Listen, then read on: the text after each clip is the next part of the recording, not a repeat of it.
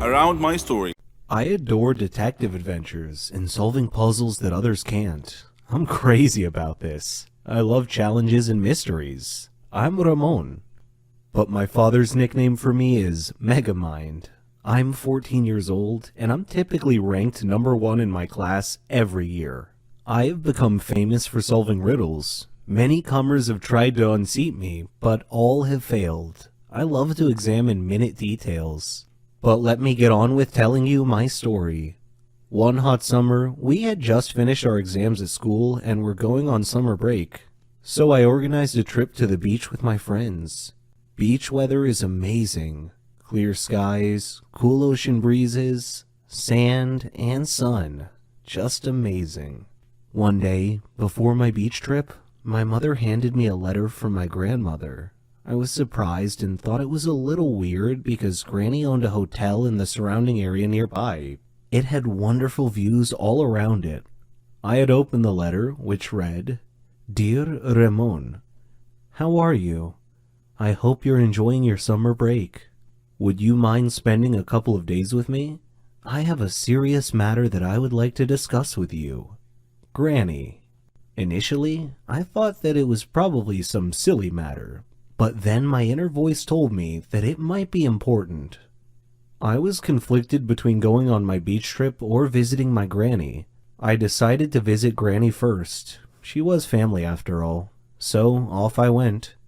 Though my grandmother lived in a beautiful area, the closer I got to the hotel, the more my inner voice was nagging me. When I arrived at the hotel, Granny was waiting for me. She smiled and hugged me. I had missed her so much. She had company. Raul, her maintenance man, and Malika, her housekeeper and assistant. There weren't any guests in the hotel at the time, and I asked her why. Her face changed, and she said that was what she wanted to speak to me about. So we went to her room to talk. She then proceeded to tell me that the hotel was haunted. "Haunted?" I exclaimed. "What makes you think that?" Granny said, "The hotel has evil spirits that frighten the guests at night." I didn't want to believe it, but I knew Granny was a rational person. I suspected there was more to this than meets the eye, so I decided to investigate this intriguing mystery. On my first night at the hotel, I waited until midnight. Then I lit a candle and walked through the halls of the hotel. There were photos on the wall, and I could hear whispering and the rustle of the leaves outside. It was a little spooky and unsettling, and made my blood run cold. Suddenly, I heard laughing on both sides of the hotel, and a shadow passed quickly in front of my eyes. Unnerved, I quickly returned to my room, where soon afterwards I heard something scratching on my door. I kept thinking to myself, I am not afraid. I am not afraid. Then the door began opening slowly. I saw a hand on the doorknob. Then the owner of the hand came into view. It was a cloaked, headless man holding a candle. I fainted. The next day, I woke up to find Granny and Malika standing beside me. Granny told me that I had been sleeping a long time. I asked what had happened, and they told me they heard me scream and came to my aid. When they found me, I was unconscious on the floor. At that moment, there was a knock on the door. It was Raul bringing me a drink. That was when I noticed something strange about Raul's face. It was emotionless. Then I glanced at his hands as I accepted the drink from him. That night, I again walked around the hotel. I found some steps at the end of a corridor that led to the basement. Down in the basement, I opened a maintenance door and found a tape recorder and a pile of clothes on a table. Suddenly, the lights went out. I was groping around in the dark and trying to find my way back when I heard the laughing again. Still, I continued stumbling ahead through the dark. I stepped on an electrical line and tore it off the wall. I returned to my room. My door opened slowly. I was hiding behind the door. I grabbed the loose electrical detonator and touched it to the doorknob. It was live, and I heard a grunt from the owner of the hand on the other side of the door as he or she was shocked. And I heard him or her fall to the floor. It took me a while to find the electrical panel, but I managed to get the lights back on. When I did, I found Raul laying unconscious on the floor next to the doorknob that I had electrified. I called Granny and Malika down to the basement. Granny asked what had happened. I replied, Granny, you really need to screen your employees better. Raoul was your ghost. Granny looked shocked and asked me what made me think that. I explained that the hand on my drink today was the same hand I saw on the headless ghost that opened my hotel room door the night before. I also found tools, a tape recorder, and some ghost clothes down here in the basement.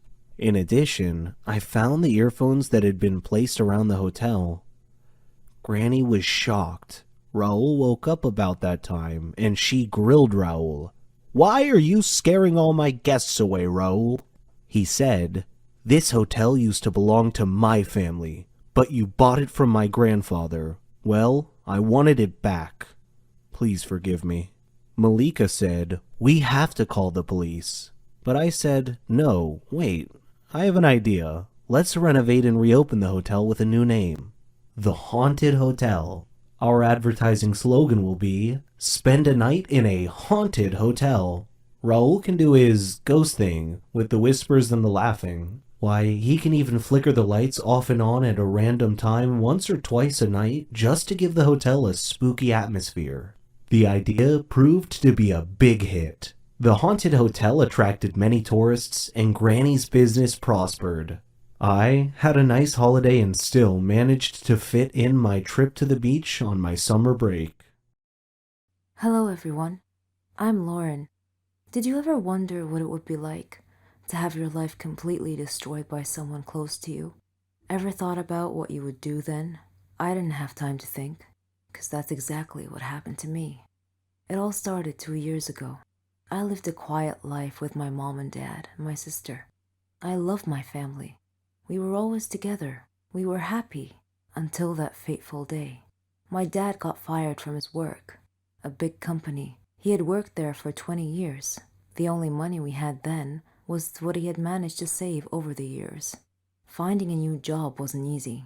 It was a hard time for all of us, especially my dad. He was becoming desperate. At times, he just sat there, quietly, deep in thought, and I rarely saw him smile since. One late night, we were still up waiting for him when he walked through the door. But something was different. He wasn't walking straight. It was the first time in my life seeing him drunk. I decided to take matters in my own hand. I started job hunting. I was lucky enough to find something suitable at a startup company. The pay was good enough, and the more I worked, the more I earned. I was trying my best to get our life back. I was giving it all I've got. My dad started asking me for money. I was more than happy to give him what he needed. I didn't even ask what it was for. Then he started asking for more. He came late almost every night, and he was never awake in the morning. It seemed like we hadn't talked together for ages. Then, money started disappearing from my purse. I got home from work one night.